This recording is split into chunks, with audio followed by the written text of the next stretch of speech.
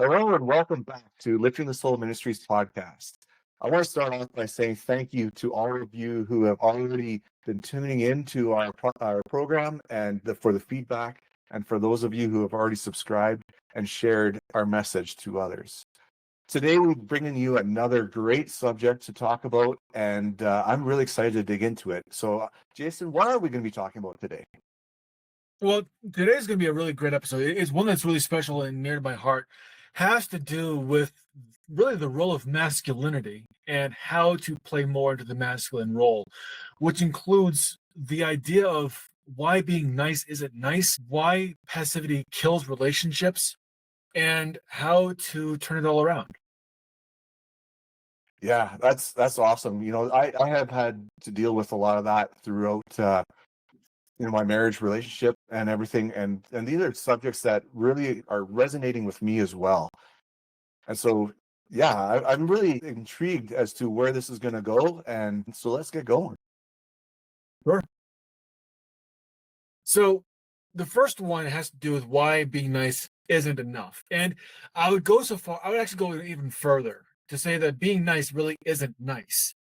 And it has to do with how it's framed, because men are sold a lie, which is that if you aren't nice enough, nothing is going to work out. Everything's going to fall apart. If you're not nice enough, if you're not patient enough, if you aren't understood enough. And the lie here is that you need to focus on being cordial. You need to focus on being someone that's acceptable. But for a man, a real man, men lead by being visionaries. They lead by understanding what their community needs. And oftentimes what they need is a boot in the ass, which is something that men are really good, or should be really good at giving. Something I know I'm very good at.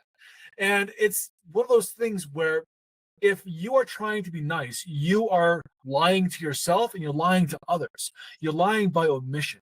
You are being secretive, which is one of the 5 harmful behaviors in any kind of interaction, not just relationships, but interactions in general. When you're secretive, you hold things back. You hold them back because you believe that you are doing others a favor by not telling the truth. And Dr. David Glover talks about this in his book, No More Mr. Nice Guy, where he really goes through the nice guy syndrome and so shows how being nice is actually affecting relationships in a very negative way. You brought up a great point there. You know, I've read that book from Dr. Glover, No More Mr. Nice Guy, and it was an eye-opener for me when I realized, I started realizing it before I read that book, but that book just brought it to a whole new level for me. And, you know, the things that I did under the guise of being nice, I was that person who withheld, I lied, I held things back. I was operating out of fear in most cases. And, because I was afraid to let my true authority out, and that affected not only my marriage, but it affected how I performed at work and other areas of my life as well. And that's going to happen because it's not about not being nice. You don't have to be an asshole, but at the same time, you need to have clear and strong boundaries. and make those boundaries known. Yes, be cordial. Yes, be respectful. Yes, be patient. Yes, be compassionate. But do not sacrifice those things just for the sake of getting along. That is the exact wrong answer. Yeah, it is. Like, is what I found in my own personal life is by acting that way and withholding and all that sort of stuff. Not only did it pull me away from my wife, but it also created a sense of lack of respect, and it also broke down the trust barrier within our marriage as well. Because the more I acted in these different ways and stuff like that to try to be that nice guy, that passive guy who, yeah, whatever you want, dear, let's do this, dear, or yeah, okay, yeah, you make the choices. The less that she saw within me that ability to be that leader. And so then she kept stepping into that role. And then it became more and more of a fight throughout our marriage when I was trying to make those attempts to kind of regain some of that leadership in the home. And really, what you're touching on is something that's really important, because nice is kind of a code word for absenteeism. It's almost like an invitation for men to fade out of their relationships or fade out of society in general. And that is dangerous. It's extremely dangerous to have that kind of mentality, because it denies a core component, and it requires others who are not necessarily naturally equipped to be in that position to have to be forced into that position. In my book, The Leading Man, I talk about this in the introduction, or chapter 1, where I talk about how there is a natural role that women and men play. Men are masculine leaders. They're meant to negotiate and resolve conflict in order to achieve a shared goal. And when they stop doing that, then women have to go into that role. Now, women are capable of leading.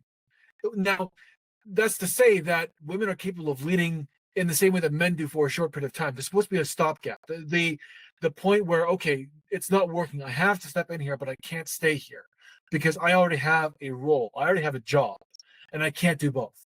If I'm doing this, then it's gone off the rails. We are in survival mode, and all hands on deck is really what's going on. This is more of a survival fight or flee mechanism. And it's the kind of thing that does not allow societies or civilizations to thrive, just to hold on just enough so that they don't die off. And this can't be something that can be relied on. It's not a function of a naturally driven society. There is a natural delineation between what men do and what women do for a reason.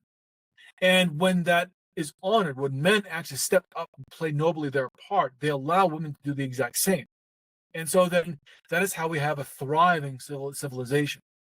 And so men are called to become these great leaders. They're called to be transparent. They're called to be relatable, assertive, compassionate, and empowered, as well as empowering. And through these 5 traits, they're able to inspire others to also play nobly their part, men and women alike. But it requires them to have that sense of not being nice, but being respectful, being kind, being compassionate, and also assertive. Having that clear boundary that says, I'm not giving this up, and I will defend this with my last breath because it is that important. Yeah, you bring up a lot of great points in what you just shared there, Jason. And the key to what you were talking about is that passivity erodes at us as men, right? And it really strips us down of our core abilities, and it takes away from who we are as a man. And the more we lean into that passivity, the more we lose ourselves. And the opposite to that is an opposite to the niceness and all that sort of stuff is kind of a more an active sense in being kind. And as you shared with, you can still be compassionate, you can still be assertive and all this other sort of stuff, and still lead in those ways and be active in that, so that you have that direction and you have that focus and stuff like that. Because when you're in the passive, you lose the focus. You lose attention to what you're wanting to achieve or where you're wanting to go in life, and everything just becomes kind of like a fly by the seat of your pants type thing, and you're caught in the wind by somebody else's emotions or somebody else's dreams and visions, and you lose sight of who you are as a man, and you lose sight of where you are in the relationship as well. Yeah, and really, this sends a message when you are passive. It sends a message of not only being ambivalent or indecisive, which is an alarm in itself, but also the sense that it gives the sense of I'm afraid, or I'm incompetent, or I'm weak. And when a man produces those kinds of signals to their partner, it tells the partner that this is not someone that I can rely on. This is not someone who is really able to be decisive, who is able to really play their part. And then they have a choice. Do they stay in the relationship and they take on that responsibility? Or do they say, peace, I'm out, and go and do something else? And really, you can tell when someone is doing this because there are some key phrases that they use. Like if they say, whatever you want, babe, this is really just more of a sense of deferment. And when you're deferring decisions, you're not being decisive. Or I don't know, you choose, where this is avoiding a decision. This is evasive behavior. And evasive behavior is dangerous because it means that you are not taking responsibility for what you have to take responsibility for. You are not being held accountable. You're not holding yourself accountable. Or if you say, or if you're just not along with whatever is going along and you don't speak up, especially when you know that it might not be right, this is basically a fear of disagreement. Or if you are withholding opinions because you're afraid of upsetting your partner, this is also a sense of fear. It's a fear that you're going to be ridiculed. Now, I, for one, used to be guilty of this a lot. In my previous failed relationships, I withheld information and I did not have healthy boundaries, and more importantly, I did not hold myself accountable. And because of that, the relationships failed. I pinned it on my partner, saying it was their fault that it didn't work. But it takes two to tango. And in order for one person to have a reaction, there has to be something present for them to have to react to.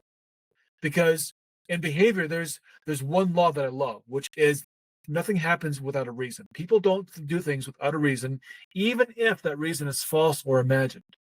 So if you're doing something, it's because there's something that you've either witnessed, you've thought of, or that you've generated for whatever reason that has made you believe that you have to do something, which is your reason. Nothing happens without a reason.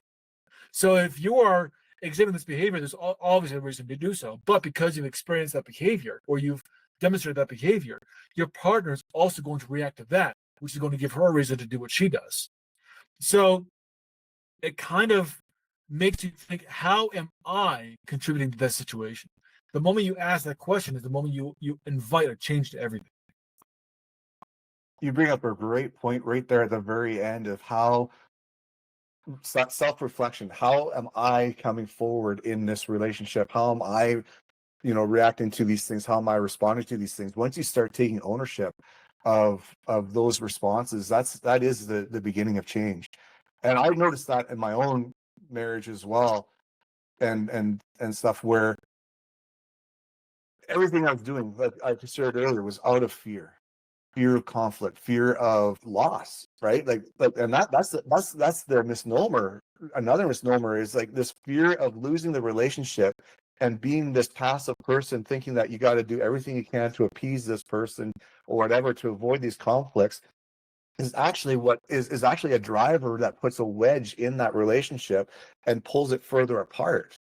Instead of being that assertive person who is not looking for conflict but isn't afraid of conflict, and is more active in the process of what it entails to be in that relationship, to place those boundaries in, for instance, or to be that active leader that is able to make the decisions and move forward, and not just make decisions on your own as a solo thing, but having a purpose behind those decisions, and being able to communicate what those decisions are and where they're coming from, and having the ability to integrate, what your partner or your spouse or whoever you're with, into that decision making process as well, so that they feel heard.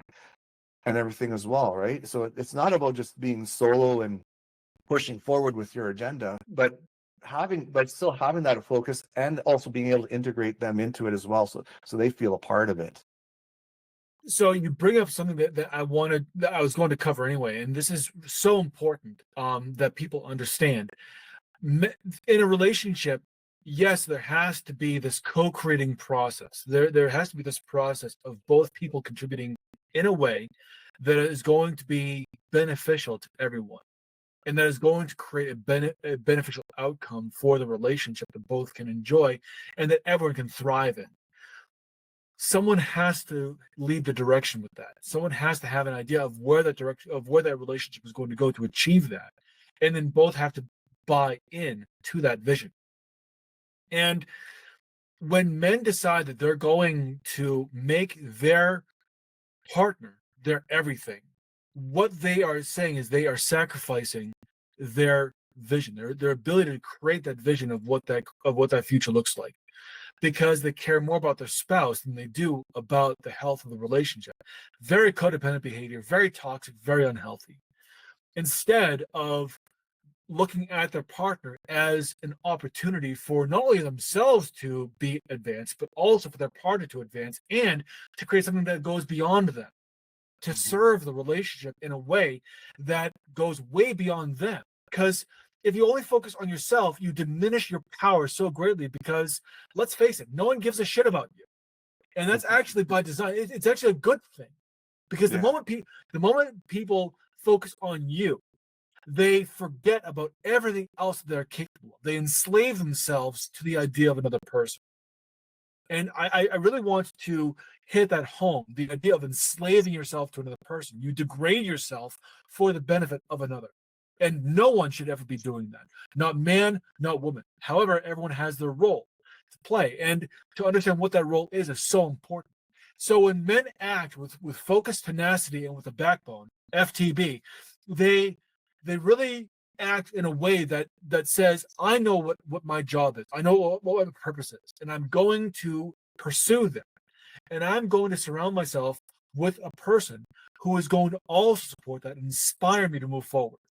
And it is that inspiring force that women give, that ability to inspire a man to be better, especially when both the man and the woman are emotionally well adjusted, when they are emotionally healed and they have done the work. Now, that's not to say that you have to be emotionally healed in order to have a good relationship, but it does say that you have to be willing to do the work. And the willingness means that when both people recognize those work to be done, it can be done, and both people can facilitate each other to help with that healing work. And it's important for men to understand that their job is to create that vision, to have that desire of, it's not about my spouse. It is not about my kids. It is about what this relationship, what the offspring, and what everything that I am producing is going to be of benefit to others, to my family, to my community, to my greater circle, and even to humanity at large.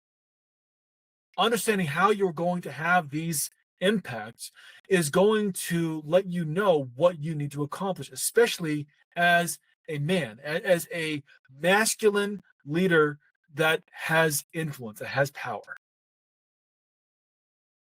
Yeah, that's so potent right there, is recognizing the fact that, it's not about being perfect in this journey, right? It's about the growth and having the willingness to grow and to be willing to look at everything that is going on within your life and within the family dynamic that you're in and stuff, and be willing to stretch yourself beyond that and be uncomfortable. And there's nothing passive about that.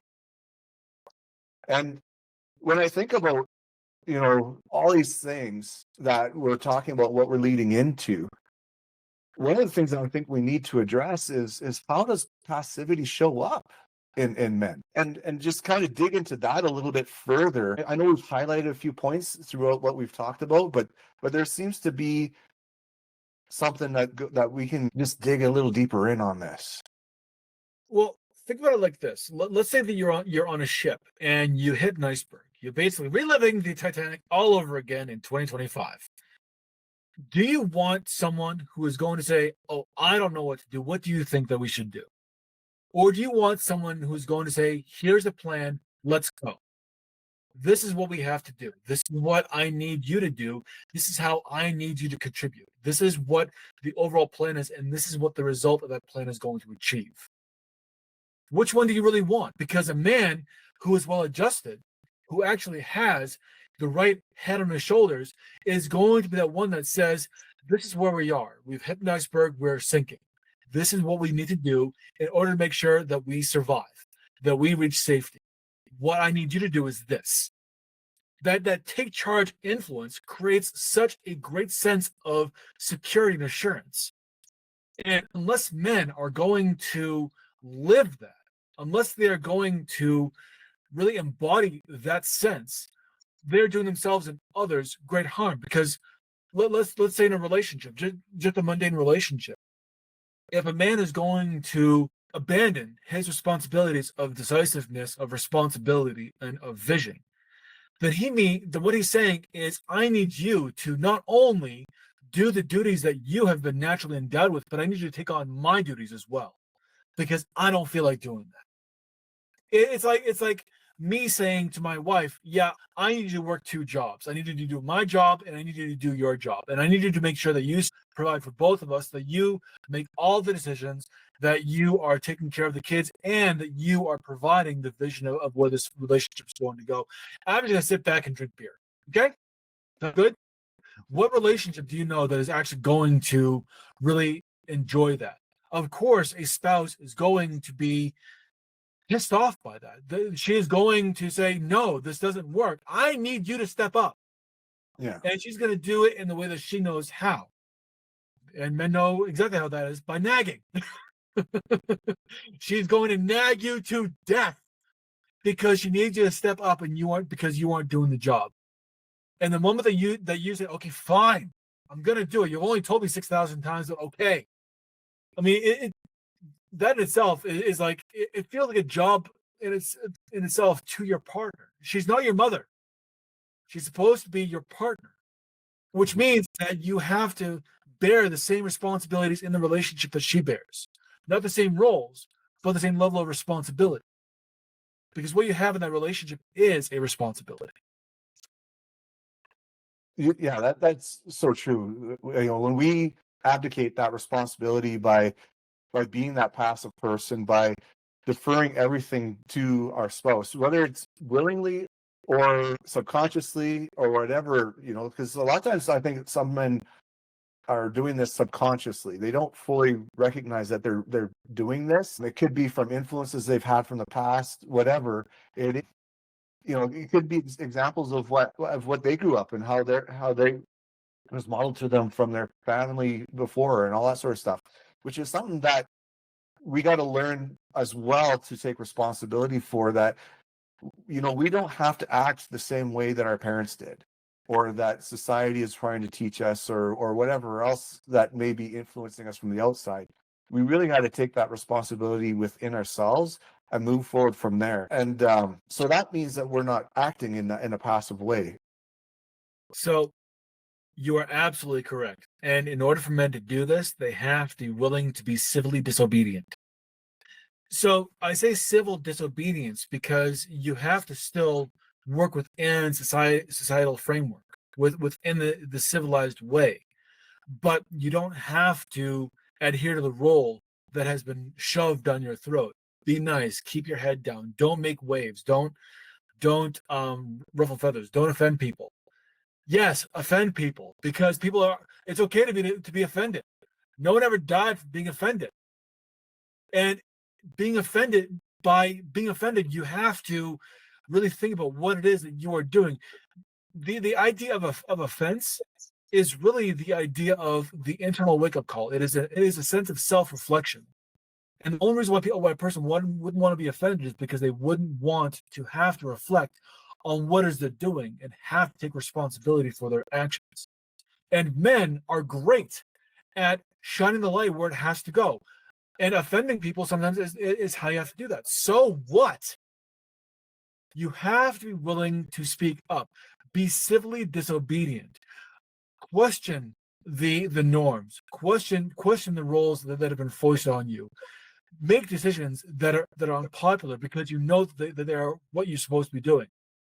Don't necessarily do things just to buck the system just because, but do things in a way that you know are going to be of benefit to you and to others, that are going to be the right way to do things, rather than the convenient or the conventional or the approved way of doing things. Just because something is approved of or is accepted en masse does not make it right. And just because people deny it doesn't make it wrong. It just means that people have decided to congregate towards one area because they've been told to. People are sheep, but you don't have to be. You can be the one that is really in control of your own life.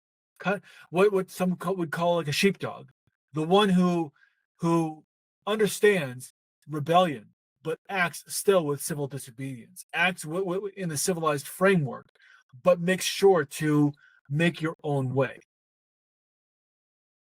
That is so important, to have that recognition that we do have a sense of responsibility and duty to the greater picture of humanity and all that sort of stuff. It isn't all about us, but how do we act within that sovereignty of ourselves to be that free thinker, to be that individual who can stand on their own two legs and make their own decisions within their confines of what's going on around them.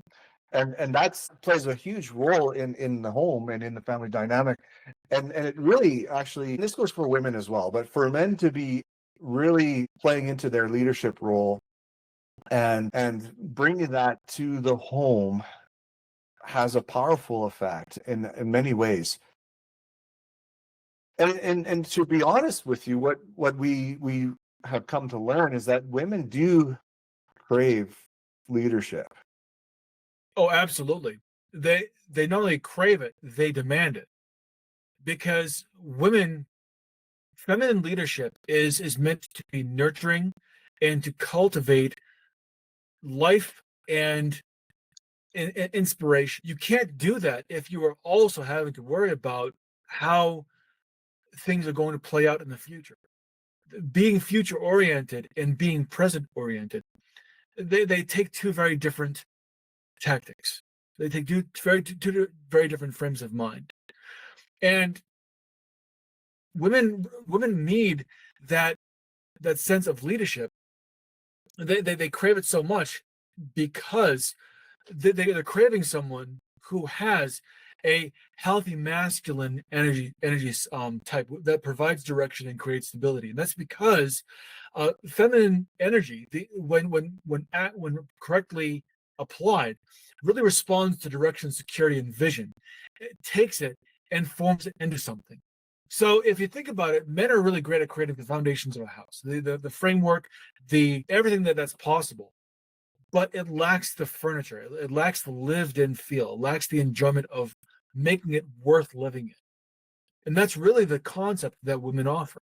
That's really the thing that the women really provide. But women can't provide something worth living in if there's no structure there. So we as men have to be willing to provide that structure, have to be willing to do what's necessary to say, yeah, this is what I'm going to provide. I'm going to provide you everything that you need in order to create something that is worth living in. And women are going to say, bet, I can absolutely do that. In fact, I'm going to go above and beyond.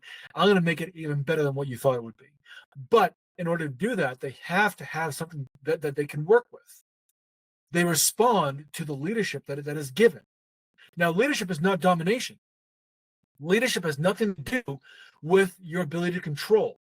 In fact, to lead means to serve at its most vital component. In order to lead, you have to be of service to others, which is why it goes back to no one gives a shit about you. They give a shit about what it is that you provide, how you help, what it is that you're going to do to make the lives of others greater. And as men, we do that by providing the structure, by creating the things that are going to allow others to congregate, to come together, and to see that there is a meaningfulness to that coming together. And then women, what they do is they make it something worth staying in. Come for the structure, stay for the enjoyment. That kind of thing is the best way to look at both of those parts. And why this is important is because when you are confident and you are leading from a place of service, what you do is you create a movement, a sense of belief that everyone can contribute in some way. And that creates a meaningful outcome for all concerned. Others are inspired to contribute to what it is that you are providing, and they want to see it continue. And that just keeps on blossoming out more and more as it becomes something that as you provide your leadership as service and others buy into it and they want to make it something worth living in and to share that enjoyment, others come together and say, yeah, this is great, and they want to adopt it as well. And then your leadership becomes something that is well beyond you. This is why leadership is of service, because the more you serve well, the more others want to serve as well under that same leadership idea.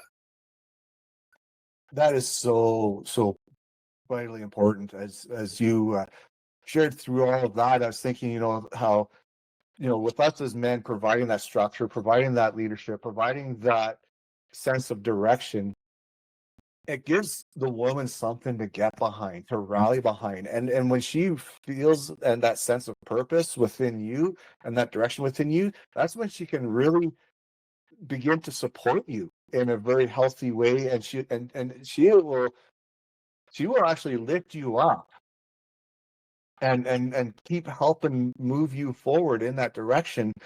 And the the magic of what will happen between the two of you when you're operating in your proper masculine and feminine energies together in that co-creation period really sets the foundation for something that will just bring a light to not only the family dynamic but to the world as a whole.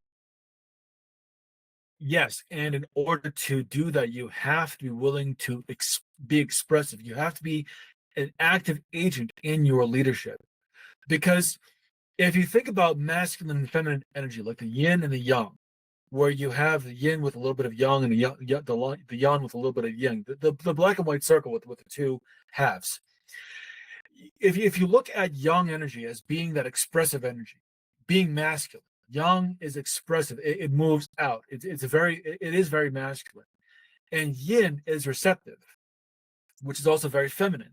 So as men, we have to be expressive. We have to be active in our leadership role.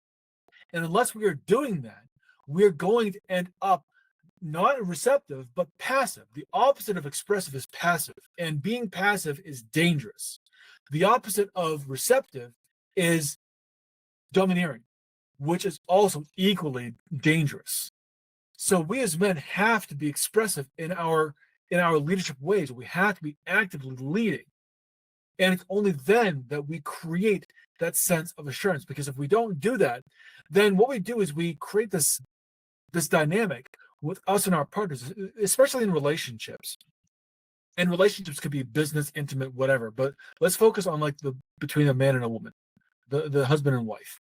So as we become more passive and we do this long term, we can see certain effects. And as we talk about this, if you see this happening in your relationship, as we talk about these things, because there are three phases: the short term, the midterm, and the long term.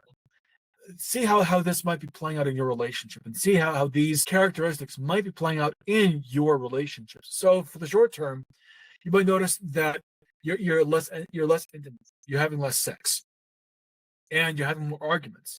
There's a lot more dead air between you and your partner.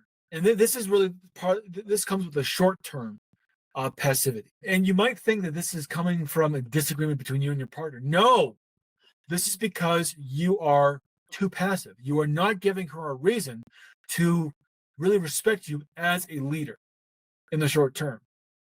As you move to the midterm, I'm not sure how would we look at these as far as time frames, because I know that short term, midterm, and long term are kind of up in the air. They're vague terms. Well, yeah, and the thing is some of them can blend in together, right? Like it's not like there's any set in stone things. When I look at my relationship, the short term, yeah, okay, there was obviously, like fairly quickly, actually, the less sex was there. There was more arguments. There was more dead space. We would tend to separate ourselves and hang out in different parts of the house or whatever, and things like that. But all that stuff led to the buildup of resentment and bitterness and all that other kind of stuff, which goes into the more midterm, long-term things. And I mean, can we assign timelines? Sometimes it can happen quicker. Sometimes it may take longer. I mean, what it comes down to is it all has the same effect. Yes. And when I think of, some of these midterm things, right, that where it leads into, the loss of admiration and emotional safety, this the stop of confiding within each other and leaning into each other for emotional support. I saw that in my life and in my marriage. I didn't actually find out about some things that happened to my wife in her earlier years that she kept back from me until we were basically, in those final, like dealing with some pretty heavy topics in our life things. And it took a lot and that was because she didn't have that security to share with me. And then even at the point when she was working through some of that stuff, she still didn't have the confidence in me to go deeper with me. And that's a huge warning sign. And that's a huge warning sign. Yeah, the moment that she stops, emotionally engaging with you, if you notice that you're having surface level conversations and she's not willing to lean in, or if you lean in, she's not willing to really provide the support that you need to be recharged and then continue going, that is a huge red flag. And a relationship should seek to avoid this as much as possible. Do everything they can once they see this to find a way out. I agree. Because I mean, if you keep going down this path, it leads to those things such as affairs, divorces, these more longer term effects that affect and not only destroy the relationship, but I mean wreck the family unit and has an effect on the children as well, if there are children within their marriage. And a lot of stuff that by the time it gets to this point, it's not out of anger or out of spite. It's just that there's been such a disconnect within the relationship that the spouse or the partner, the wife or the man, are looking for some form of escape because there's a massive pain point there, and without realizing that everything that's happening is because of what's going on within themselves. Absolutely. And this, what we're talking about is the buildup of resentment in a relationship. It's the resentment of men not playing nobly their part.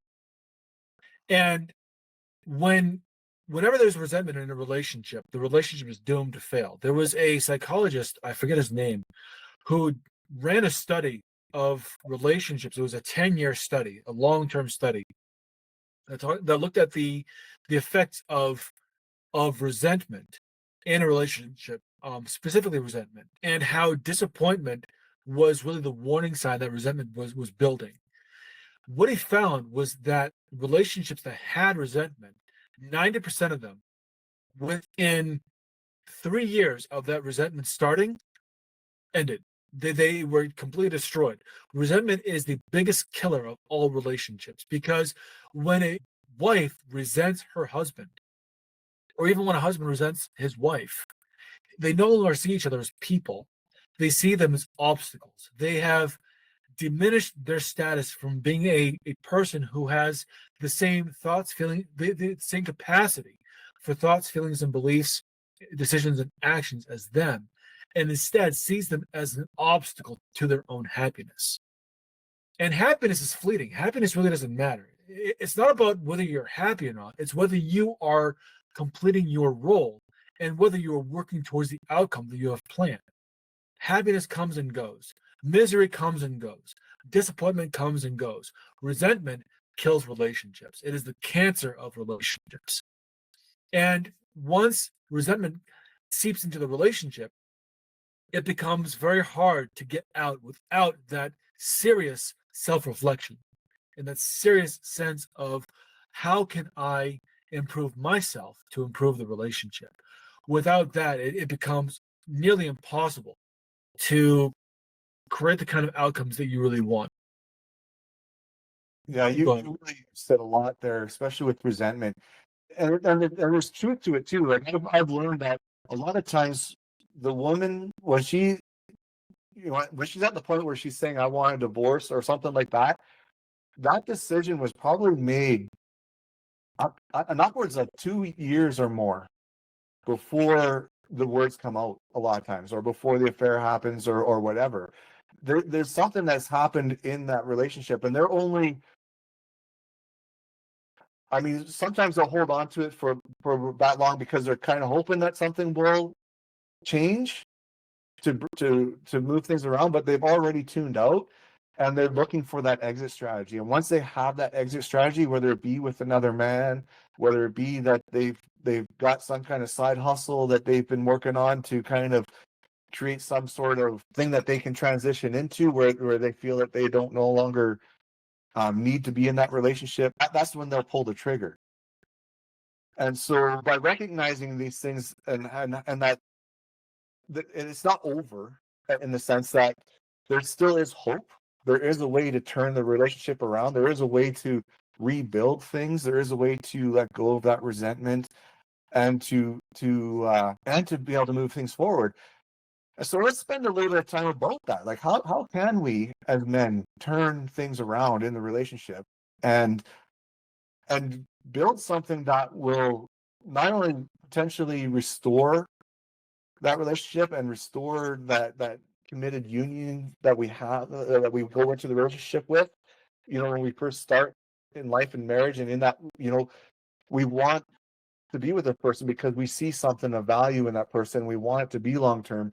I truly do believe that most people go into marriage with that honest belief that it is going to be till death do you part, and then life has a way of pulling them apart. And so there's something there that brought that desire together. And so then there has to be something that can be done to restore that. So how do we go about turning things around? Well, I think we've kind of seeded that idea throughout the entire podcast, especially talking about the one thing that men really need to focus on, which is leadership, and using leadership as an act of love. There's this book about the 5 love languages or some stupid thing like that, and I think that men really only have one that they really need to focus on, and that's leadership. When men focus on leadership, they really that is the ultimate love language, because what they are doing is they are showing that they are of service to their partner, to their family, to something bigger than them. And that is huge. Well, when you are able to show that your leadership is an act of service, and that act of service is your love, it really changes everything. And by by having that first shift, by just making that simple shift of seeing that your life is is an act of service. Your life is an act of service. Not that you can perform acts of service, but your life is an act of service. Everything that you do in your life is based on leadership. You are meant to lead in all areas of your life. You lead all the time, or you don't lead at all. And that means that you are either actively building something or you are a parasite. It really is that. I mean, it sounds pretty pretty bold, but I guarantee you, when you think about it, that's exactly what happens. You are either actively leading because you have decided that your life is to be something to be of service, or you are feeding off the largesse of others. And I'd much rather be someone who actively leads. Yeah, you bring up a really good point there. And, as you brought up the five love languages, one thing that I've added to it, I call it the sixth love language myself, and that's presence. And I'm not meaning presence as in like gifts and all that sort of stuff, but I mean like an act of presence. Because you can do all these things of acts of service, and give gifts, and you can um, be active in touch and all whatever the five are. But if you're not actually present in the moment when you're performing these acts of love, they will know it. Your spouse will know it.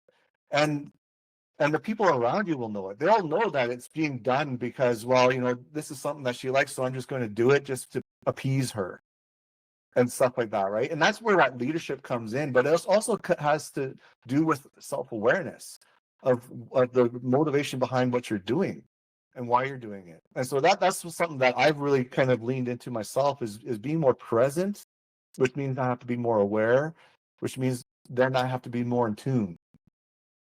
And that's sometimes not always easy to do, especially for people who like to look outside of themselves all the time and stuff like that. But it's really kind of turning it around from looking at everything from an exterior standpoint to bringing it to what's going on within here. And then from there, when you are being in that servant leader that we're called to be as men, that servant compassionate leader that we're called to be as men, when we're really present in that moment, serving in that way, it is so much more stronger, it is so much more powerful, it is so much more alive that it can't help but attract, have an attraction to you, I guess, as where I'm going with that. It's easy to really demonstrate that leadership. In fact, there are just some simple things that you can do to really turn this around and actually become more of a leader. One of them is just making decisions, even small ones, like what you're going to have for dinner, what you're going to do for a weekend plan. Say what you actually want. These kinds of things really demonstrate your ability to lead. Also, you can just go ahead and set a boundary with kindness, but also firm. As long as you make sure that they know that this is not something you're going to cross. I'm going to be firm about it. I'm going to be compassionate. I'm going to be kind about it. It's like, I told you, this is not something that I'm going to allow.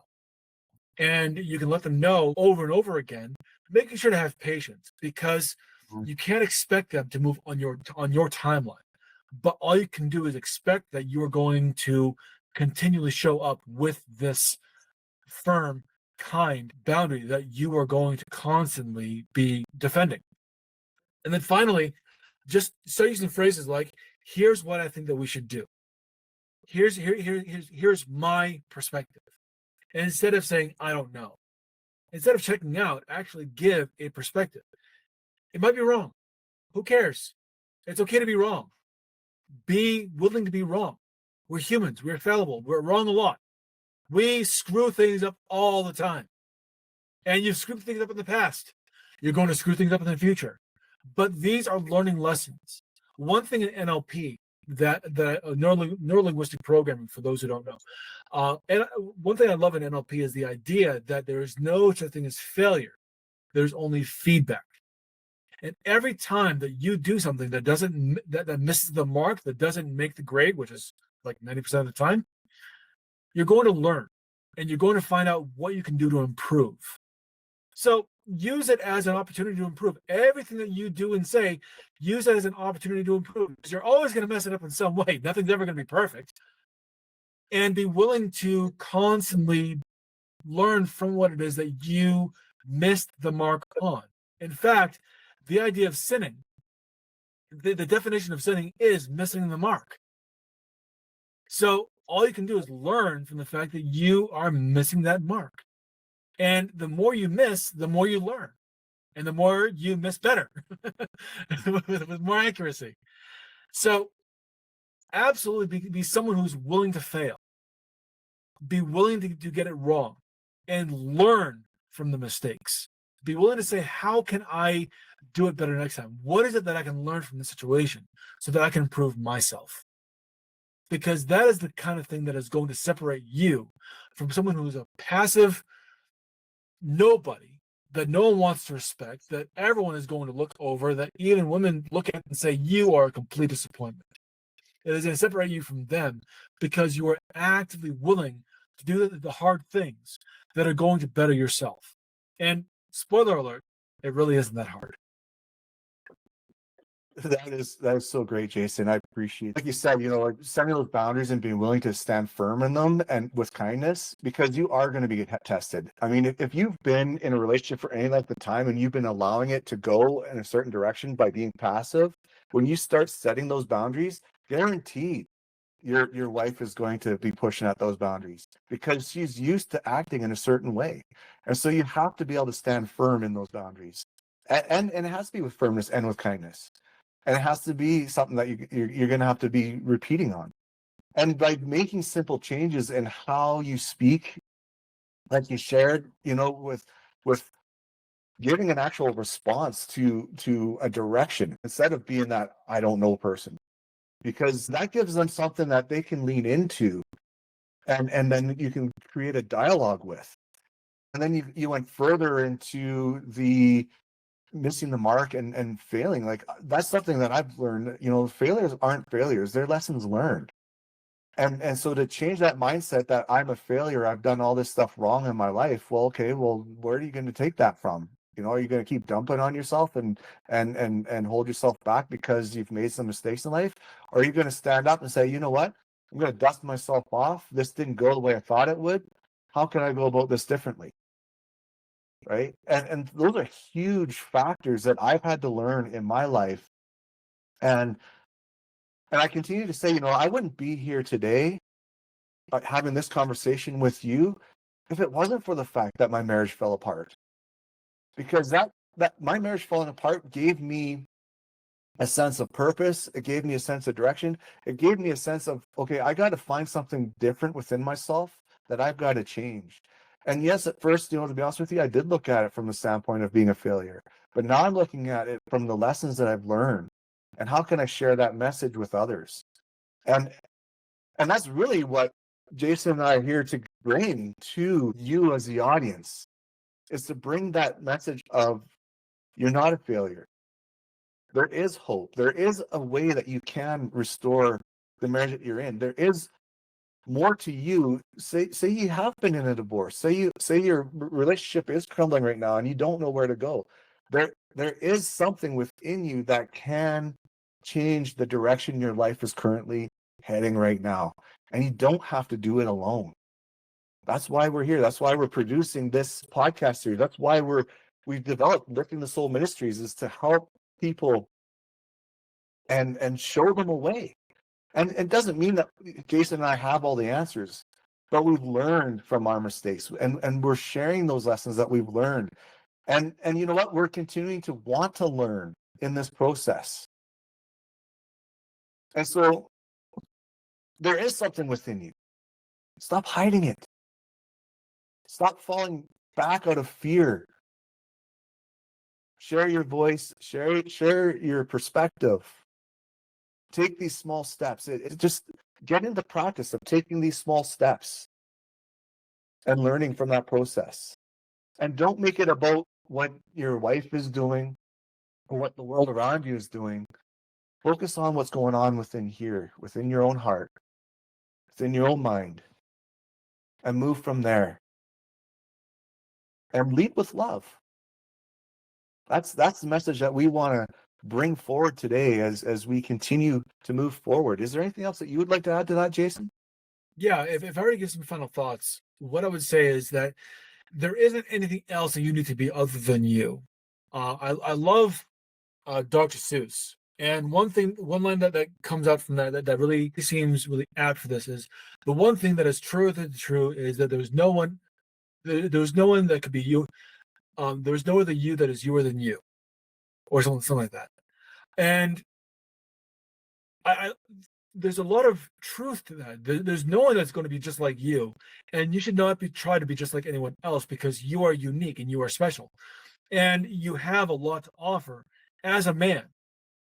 You are endowed with the ability to lead, and it's by leaning into that and by showing your strength and by demonstrating the natural gifts that you have that have always been inside of you, and allowing them to come out and to share them and risk being called out on. Who cares? People's opinions really don't matter. In fact, I was watching this one meme. If people are talking about you, what that means is that you are living rent free in their head, and that you are taking up space in their thoughts, which means that they are taking less time dealing with themselves. They are not being responsible for themselves, and instead they're making you the focus of their thoughts. How wonderful. Being you, and by allowing yourself to just demonstrate who you are, you're going to change the life of someone. You're going to provide someone the answers that they are seeking for themselves, and you're going to give them permission to be who they are. And that is going to that should ignite your purpose to just be you. And that's going, because being an inspiring leader is what you were designed to do, and you will do that in the specific way that you were meant to. Not everyone leads in the exact same way, but the way that you lead is going to be something that is going to inspire others to lead the way that they need to as well. Beautifully said, Jason. I couldn't say it better. You know, just that becoming that authentic version of who you were or who you are is a beautiful gift that this world needs. And that is what we want to bring out in each and every one of you. We don't want you to be like us. We want you to be like you, and to find that gift within you, because each and every one of you has that gift. And so I want to thank you for taking this time to be with us on our second podcast. And I want to encourage you to like this video, to share this video, and to subscribe to our channel, because we're going to bring more content like this to you in the future. And we look forward to continuing this journey with you. So until next time, much love. Take care.